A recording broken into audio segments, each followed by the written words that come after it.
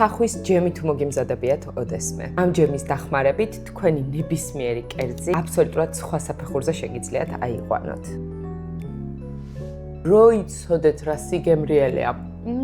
გარდა იმისა, რომ აი ესე შეგიძლიათ მიირთვათ უბრალოდ კრემყველთან ერთად პურზე გადასმული, ასევე უამრავ კერძთან ერთად შეგიძლიათ გამოიყენოთ. ბურგერებში, სენდვიჩებში, სალათებში, სტეიკებზე, ყველაფერს ძალიან უხდება და რაღაც საოცარ არომატს აძლევს. ისე მოგეწონათ დამარინადებული ხახვის რეცეპტი, ეს თუ ისე ვერ ჩაივლი და ხახვის ჯემის რეცეპტიც რომ არ გამეზიარებინა. გამარჯობა, მე სოფო ვარ და დღეს მოვამზადებთ ხახვის ჯემს. საჭირო ინგრედიენტები შევიძინე Libres სუპერმარკეტში, ერთ სივრცეში ძალიან ბიუჯეტურ ფასად.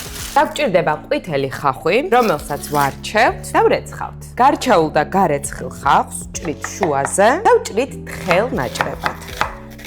აუცილებლად გაითვალისწინეთ, რომ უცრემლებოდ არ ჩაივლის ეს პროცესი.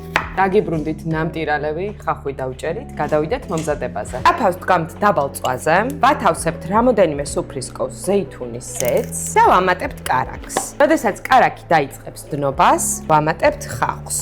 დაბალ წვაზე და აუცილებლად დაბალ წვაზე ვთუშავთ ხახვს დაახლოებით 35-40 წუთი. არ დააფაროთ ტაფას თავსახური. ეს პროცესი ძალიან მნიშვნელოვანია, რომ ხახვმა ამოიშროს ზედმეტი სითხე და დაიწყოს კარამელიზირება. რა თქმა უნდა, პერიოდულობით ვურევთ. თუ მიხვდით, რომ ხახვი ჯერ არ არის მზად და დაიწყო უკვე მობრაწვა, კიდევ უფრო დაუწიეთ ქურას, ან შეგიძლიათ რამოდენიმე წუთით დააფაროთ ტაფას ნახევრად თავსახური. ხახვი ნელ-ნელა დაიწყებს სითხის გამოშვებას, შემდეგ კი ამ სითხის ამოშრობას. დაახლოებით 30 წუთი გავიდა, ხახვი კარგად დარბილდა, სითხე თითქმის სრულად ამოშრა და ეხლა უკვე უნდა ვიყოთ ძალიან ყურადღებით იმისთვის, რომ არ მიგვეწოს ხახვი. ამ მომენტისთვის ესე გამოიყურება ხახვი, მაგრამ ჩვენ გვჭირდება ლამაზი ქარვის ფერის მიღება. ამიტომ უკვე ყურადღებით ვარ და ხშირ-ხშირად ვურავ ხახვს, რომ სადმე ზედმეტი არ მოუვიდეს. ხახვი დაიბრაწყა, აი ესეთი ქარვის ფერი უნდა მიიღოთ. ზედმეტი არ უნდა მოგვივიდეს, აი ესეთი ფერი სრულიად საკმარისია.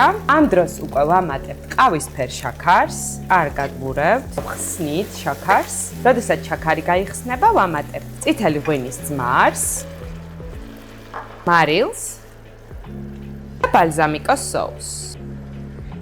ასევე ვამატებთ შავ და ღერღილ პილპილს.